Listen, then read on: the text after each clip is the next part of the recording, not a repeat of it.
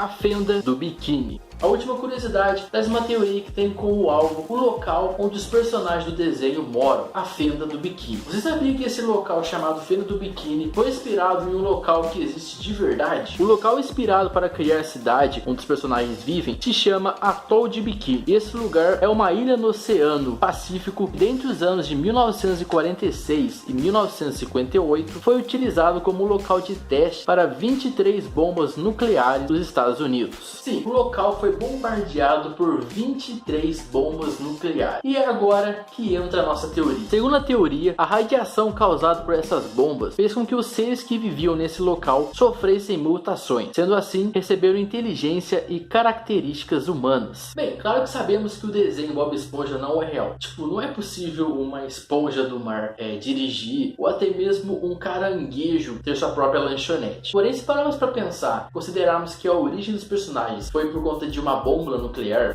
uma não, 23, seria bem triste, né? Infelizmente, na vida real, o que aconteceu no Atol de Bikini foi bem triste. Em julho de 1946, os Estados Unidos estavam em festa depois de vencer a Segunda Guerra Mundial. Depois de usar bombas nucleares em Hiroshima e Nagasaki, eles conseguiram a rendição dos japoneses. Até então, o poder dessas armas nunca tinha sido visto e por conta disso, o Pentágono decidiu então que era sua função testar as armas. Dizem também, tudo não passou de uma demonstração de força para assustar os soviéticos. Os Estados Unidos então procuraram uma parte do mundo que era quase totalmente desabitada para poderem fazer os testes e acabaram encontrando o lugar perfeito, o Atol de Bikini no Oceano Pacífico. Só que a ilha não era desabitada, ela tinha cerca de 200 moradores que tiveram de se mudar de lá e ir para o Atol de Rongerik. O primeiro teste foi em julho de 1946 e o segundo apenas 3 semanas depois. Até o ano de 1958, os Estados Unidos jogaram 23 bombas nucleares no atol, sem se preocupar com as consequências ecológicas ou sociais que iriam aparecer no local. No começo dos anos de 1970, os antigos habitantes do Atol de Bikini voltaram às suas casas, porém encontraram tudo contaminado pela radiação. Em 1978, foram removidos de novo e acabaram processando os Estados Unidos. Eles foram indenizados em 100 milhões de dólares, mas o dinheiro não ajudou em nada, porque a operação de limpeza proposta pelos Estados Unidos nas negociações do processo geraria 1 milhão de pés cúbicos de lixo radioativo. E para se descartar lixo radioativo, tem que gastar muito mais do que 100 milhões de dólares. Um estudo publicado na revista da Academia de Ciências dos Estados Unidos de 2016 mostrou que mesmo depois de 58 anos, o material que sobrou das explosões continua com níveis perigosos de radiação. Hoje, 184 milirens ainda são liberados por ano na fenda do biquíni. REM é a unidade usada para medir a dose de radioatividade absorvida pelo homem ou por outros mamíferos em determinado lugar. O número surpreendeu os cientistas, já que nos anos de 1970, quando a última medição foi feita pela Universidade de Colômbia, imaginava-se que o perigo fosse diminuindo aos poucos. A hipótese era que o índice atual fosse estar entre 16 e 24 milirens. Em 1997, a Agência Internacional de Energia Atômica tem como trabalho medir os níveis perigosos de radiação, definiram que já era seguro caminhar nas ilhas que foram afetadas, dizendo também que o único perigo ou grande risco de contaminação seria se nos alimentássemos de algum fruto ou alguma comida que crescesse no local. Em 2010, o Atol de Bikini foi declarado pela Unesco como Patrimônio da Humanidade por conservar o poder das armas nucleares. Porém, por enquanto é melhor deixarmos os moradores da fenda do biquíni viverem tranquilos. É melhor para a nossa saúde e também para as vidas e aventuras deles.